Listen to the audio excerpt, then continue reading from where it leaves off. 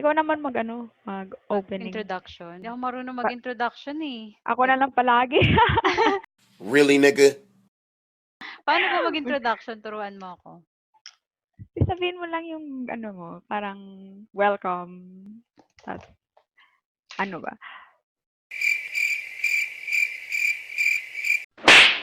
Pag-usapan natin yung mga EP type.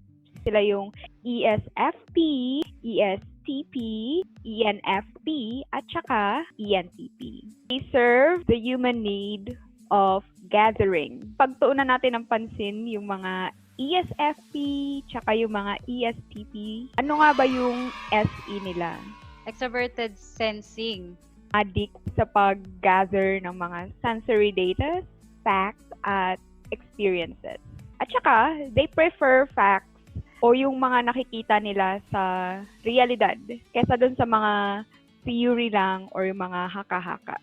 So, ENFP, ENTP naman, extroverted intuition, addicted sila sa pag-gather ng mga abstract patterns, ideas, concepts from the outside.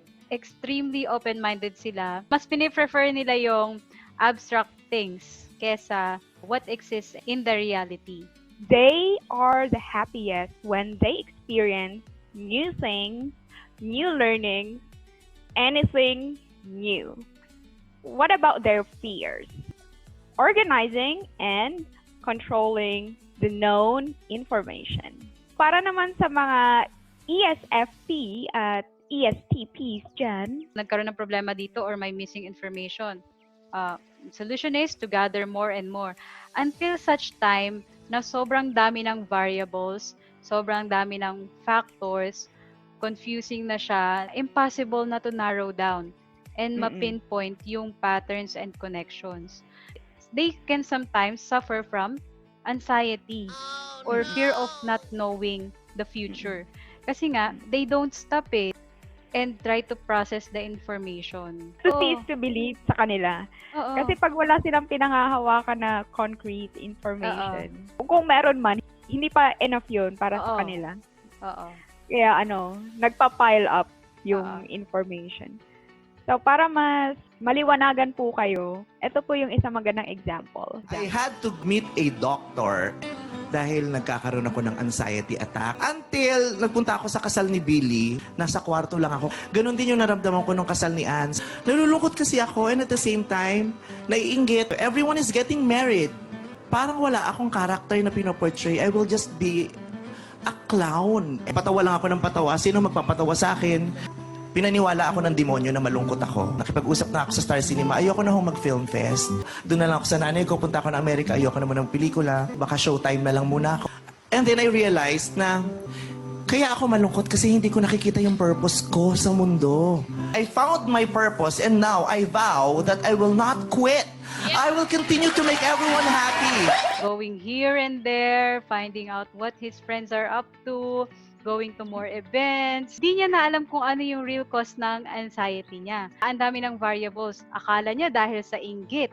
Akala niya dahil wala daw siyang character na pinoportray. Akala niya dahil habang buhay daw siyang magiging clown. Wala daw nagpapasaya sa kanya. Pati nga demonyo, di ba, binlame niya na.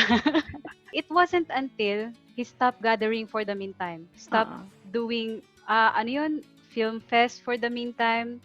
Stop going to events for the meantime. Nilimitahan niya muna yung mga sensory gathering.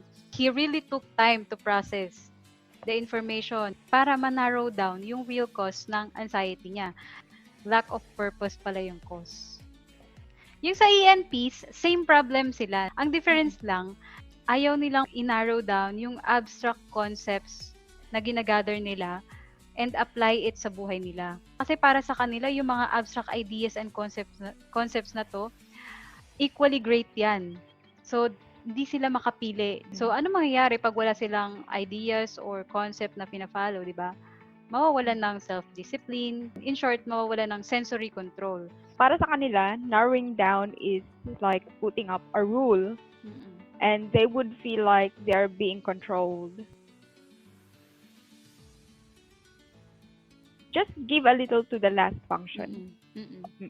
Para hindi tayo Maekla.